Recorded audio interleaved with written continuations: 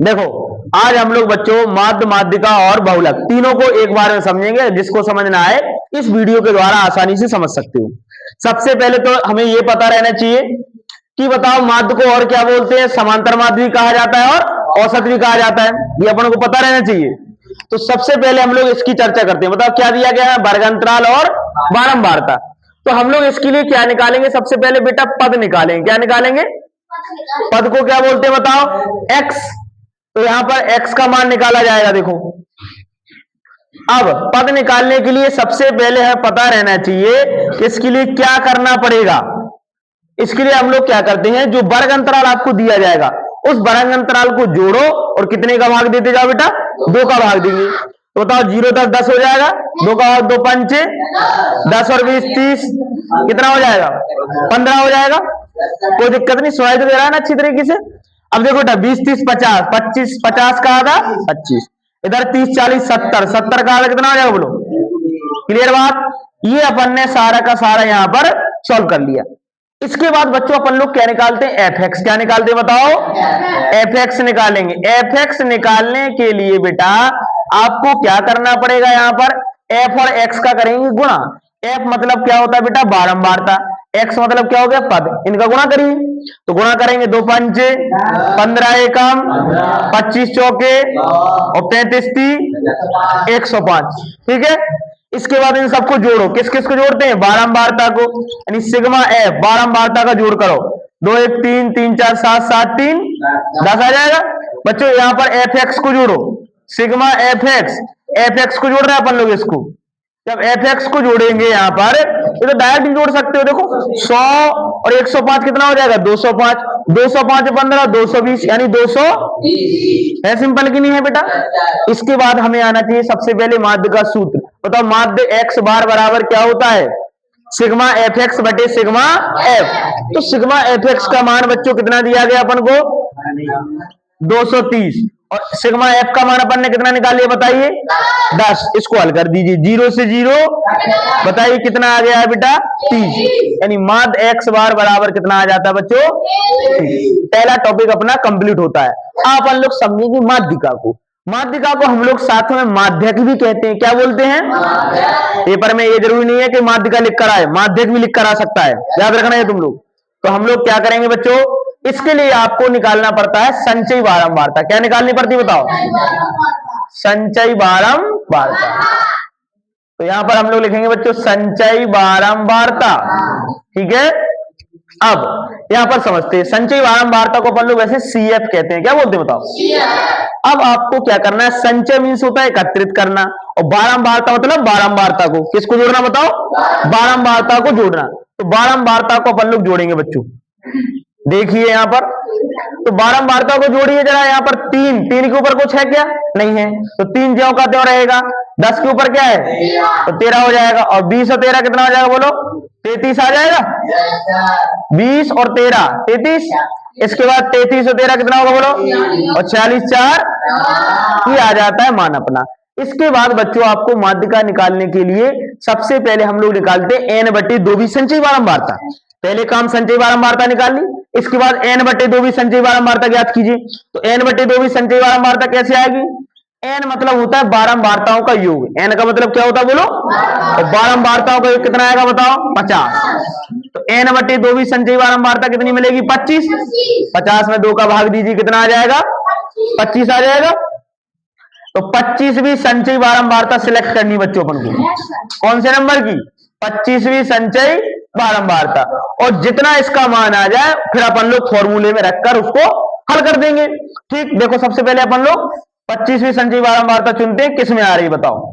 तो 25 नंबर की यहां पर संचयी बारंबारता 13 में तो आएगी, 13 छोटा नंबर है, तो किस में आ जाएगा बेटा, 33 में।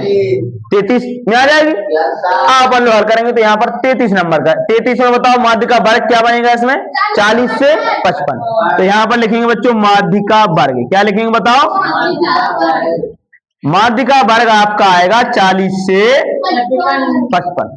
क्लियर बात। इससे निकालेंगे हम लोग सभी मान, जो जो सूत्र में मान होते हैं वो सब मान निकालेंगे अपन लोग। तो मान निकालिए इससे।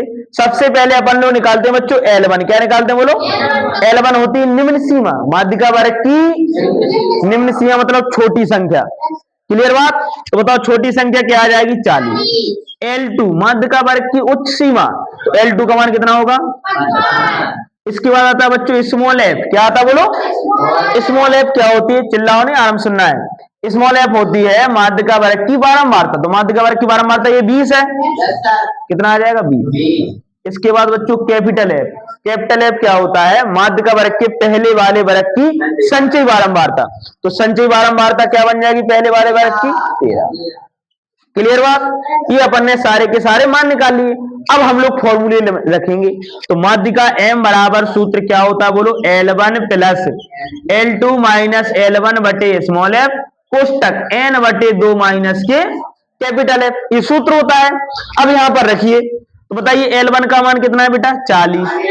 L2 माइनस L1, बताओ L2 माइनस L1 कितना होगा बच्चों, यानी 55 माइनस कितना हो जाएगा 40 बटे कितना लिखेंगे स्मॉल एफ का मान 20 इंटू n बटे 2।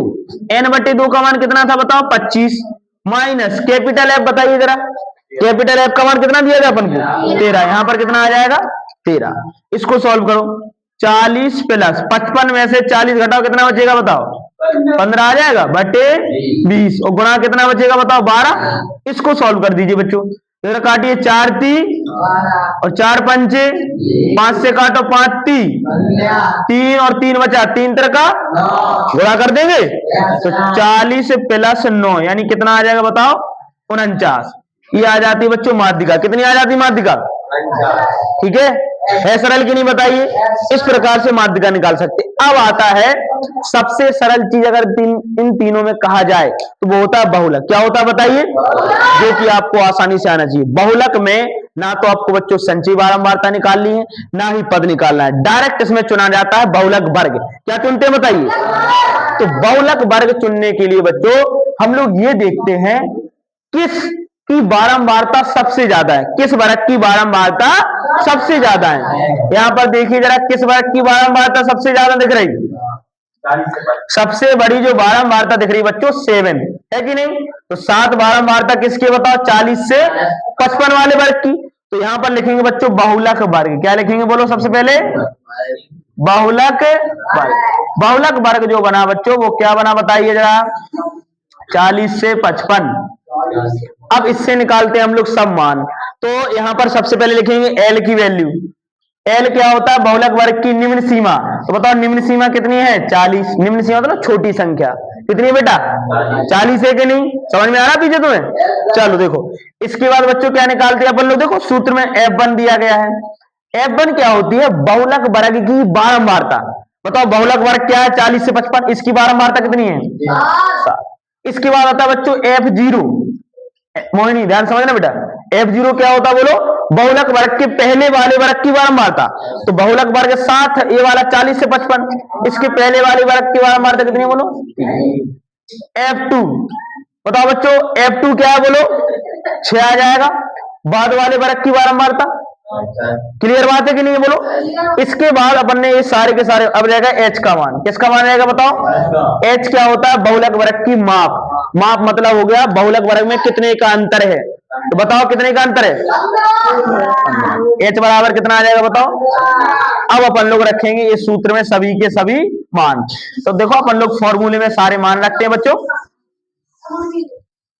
अपन को फॉर्मूला जरूर आना चाहिए, ठीक है। देखो तो फॉर्मूला क्या होता है बताओ बहुलक बराबर, देखो फॉर्मूला क्या होता है बच्चों L प्लस इधर इधर इधर आवाज नहीं बच्चों, L plus F1 minus F0 बटे 2F1 minus F0 minus F into क्या करते हैं बोलो बच्चों H। क्लियर बात।